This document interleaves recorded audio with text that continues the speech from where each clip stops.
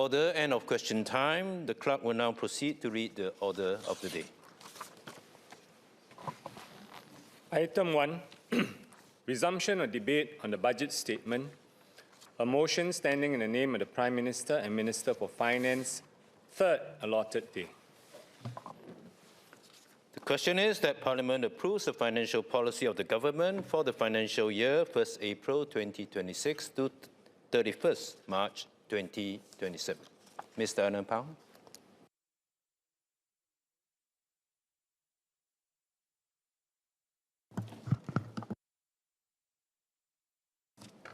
Mr. Speaker, I rise to speak in support of the budget as delivered by the Prime Minister.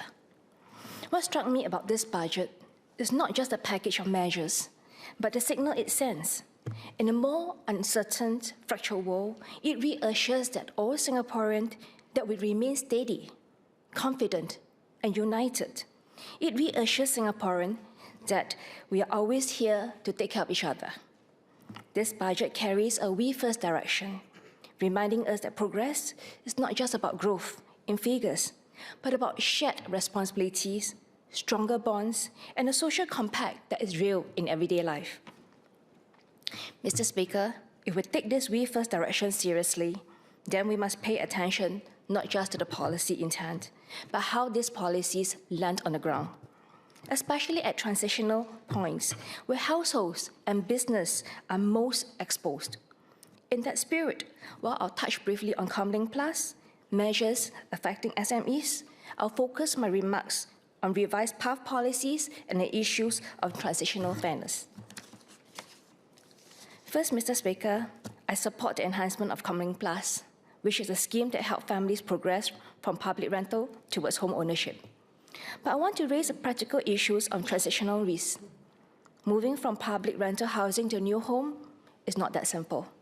For some of these families, there's a degree of vulnerability as encountered moving. There's renovation costs, furniture costs, travel routines, childcare, school logistics, and sometimes a change in the workplace too. Some of these families may not yet be stable to absorb a sharp drop in social and financial support. If they're immediately treated as having graduated out of Comlink Plus, it is only human nature that if these families fear by buying a home triggers immediate loss of support, they may delay taking up the step of home purchase that the policy is trying to encourage. Mr. Speaker, this is not a call to keep families dependent. It is the opposite. We want families genuinely to make the difficult step from rental to ownership or from assistance to self-reliance. We should make the transitional predictable and safe.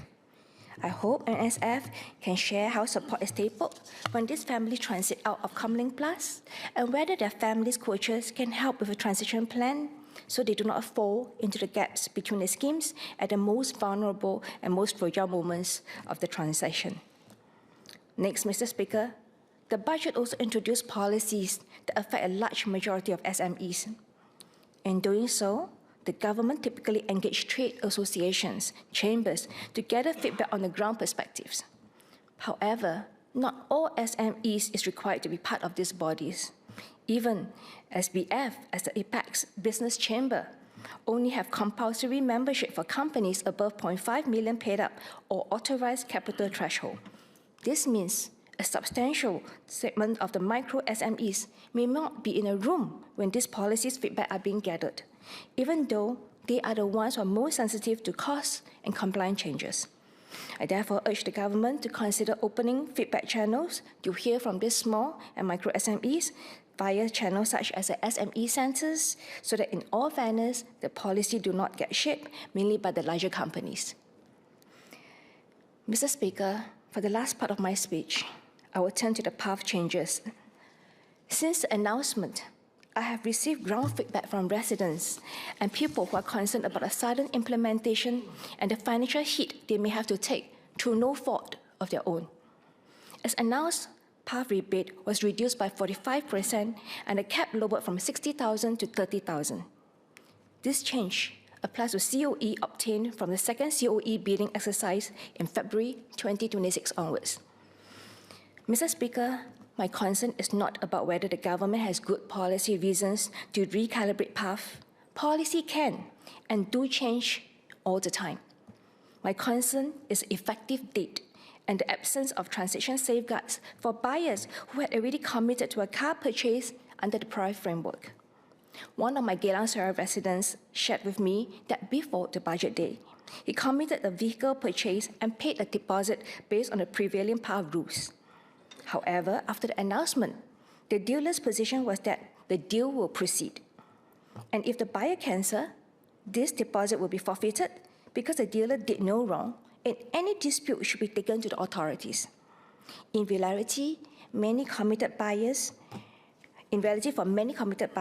there is no meaningful option to renegotiate the pricing or cancel the purchase without losing substantial deposit.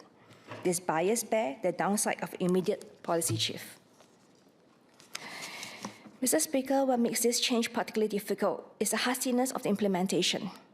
The next COE cycle started after the budget was announced and before this House got to debate the policy change. When the path rebate framework changed with such a short runway, the assumption that buyers and sellers made at the point of contact or the point of contract no longer stands. Yet, buyers remain locked in because they cannot back out of the contract without any penalty. I therefore have 6 questions I hope MOT can consider. First, why was there no interim measures for buyers who had already committed and paid deposit before budget day? And would the revised path framework have started in a later COE cycle or with a longer lead time so that the buyers have time to react and consider their decision to buy? Second, in deciding on an immediate start date, did the government consider industry practices such as non-refundable deposits? And was it anticipated that some buyers would face a dilemma of either proceeding at the loss or forfeiting their deposits if they cancel the car purchase? Third, will the government consider introducing a limited relief mechanism for buyers who entered into purchase agreements and paid deposits before budget day? For example, mandating a short grace period, a cancellation without penalty window, or other measures to prevent immediate hardship to this group.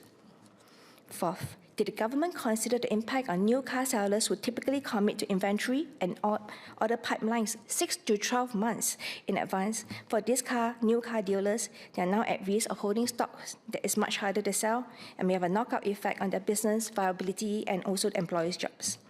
Fifth, did the government expect this change to increase COE renewal because retaining older cars become relatively more attractive? And if so, what's the expected impact on the number of COEs available for the new cars and resulting trajectory of the COE premiums? Finally, did the government assess how this policy might raise household costs, including higher used car prices, and the impact on families who need the cars for caregiving, disability needs, shift works, caring for elderly family members? Mr. Speaker, some people have also asked my team whether if this is in substance an EV promotion policy. If so, can the government clarify whether our infrastructure is ready? For example, is the national power grid support a mass adoption of EV, and will EV charging, especially in older estate, keep in pace so Singaporeans will not feel that the policy is moving faster than practical realities? Mr. Speaker, the principle is simple.